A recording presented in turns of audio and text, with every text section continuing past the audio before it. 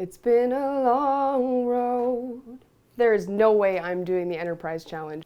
Welcome back, everybody. It's been about 6 years since I've done a video. I wasn't planning on making another video, but the loving Star Trek community has brought me out of retirement to coincide with the relaunch of Star Trek Picard. First off, I want to thank 𝗵𝗻. You can find her on YouTube, youtube.com/𝘆ście. She's also on Twitter @𝗵𝗻. This video is part of a Star Trek playlist called Captain Picard Day, and on this playlist you will find a bunch of other amazing videos done by some really cool Star Trek themed YouTubers. I'm going to put all their links and Twitter handles in the description bar below. Check them out, give the videos a watch, give them a like, give them a subscribe, do whatever else it is you kids do on YouTube these days. I haven't even looked at what the upload process looks like, but I'm terrified, so this ought to be fun. So the reason that 𝗵𝗻, aka 𝘆ście, brought us all together today was to do a video about a Captain Picard moment that meant the most to us. As I'm sure all of you do as Star Trek fans, you have more than you can count. But with the new series premiering on Thursday, I thought I'd take the opportunity to really go for it. And that moment, or symbol, is the Kataan flute. Brief recap, Season 5, the Inner Light. The Enterprise is traveling through space and it encounters an unknown probe. This probe emits a low-level nucleonic beam, which instantly penetrates the shields, goes through the hull, and straight into Picard's brain. In what ends up being just a few minutes on the Enterprise, Captain Picard lives an entire lifetime as a man known as 𝗃𝗄 on the planet Kataan. As it turns out, this planet hosted a civilization 1,000 years ago that was somewhat advanced, was just becoming spacefaring when unfortunately their star had gone supernova, causing their planet to go into a severe drought. The soil died, and they weren't able to survive. But the last thing that they were able to do was to send this probe up into space with a few really important symbols, and this incredible technology was actually able to give someone the experience of a person living on Kataan. In spite of knowing the fate of his planet, he still managed to live a rich and full life. And in a way, his life was lived again when he gave it to Captain Picard. In the beginning, obviously, Captain Picard is really apprehensive. He wants to contact his ship and he's feeling completely out of place. But he comes to the realization after what's eventually 5 years that this is his home and this is who he's been, and perhaps the Enterprise was just a strange dream that came of a fever he had as a younger man.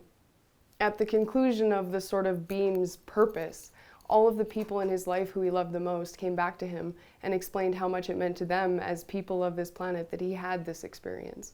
In coming back to the Enterprise, he had this lifetime of lessons that he had learned in what again was only just a few minutes. The flute was something that 𝗃𝗄 had really enjoyed. It started out as something he was kind of terrible at, and people gave him a hard time for it. But he practiced and learned and grew, and at the conclusion of his life, he was able to play it beautifully. What was really cool is that Captain Picard, upon receiving the flute that was contained within this probe, was able to play it just as well as 𝗃𝗄 was, meaning that the lessons, whether they were muscle memory and music, or really hard life lessons or really beautiful life lessons, were still intrinsic to his character. He had changed, he had taken on this other person. The things that we enjoy, the things that we're really passionate about, if we put the time and the effort into them, we can turn them into really amazing things that end up in turn teaching us even more. I think when 𝗃𝗄 played his flute, it reminded him of everything, of being bugged about it by his friends and family, and eventually getting better and being able to perform for them and share it with him because it was something that he loved and now they could too. And Picard had that same thing. When he played the flute, I think he thought about everything on the Enterprise that he really wanted to be a part of, the things that meant the most to him. When Beverly is escorting him off the bridge and he's clearly like messed up, like that was a trip, man. And he just kind of pauses and looks back at everybody and has this like childlike delight that moves to love, appreciation, and then kind of like almost finishes with that Picard approval. It also kind of makes me think of the very end of the series when he finally joins the rest of the crew for that game of poker and he says, you know, I should have done this a long time ago. I wonder if then he was thinking about the flute and how it tied back into that life that he had and learning to be appreciative of the experiences and the things that he loved the most. This series had better be freaking awesome.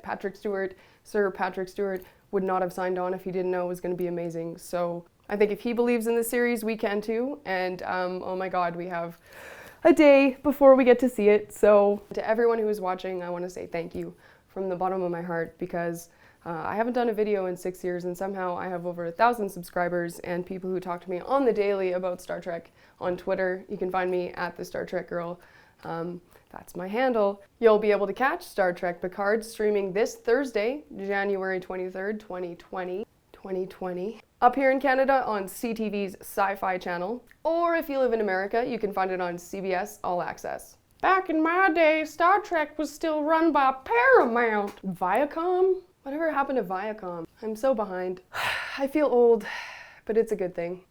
I am really concerned about being able to load this up to YouTube. I can't believe how many Star Trek YouTubers there are now. When I started, there were very few, and now there's everyone and from every community, and it's amazing. It is Star Trek. We have built Star Trek in the most incredible fan-based ways, so oh, love it. Anyways, thank you again, and live long and prosper.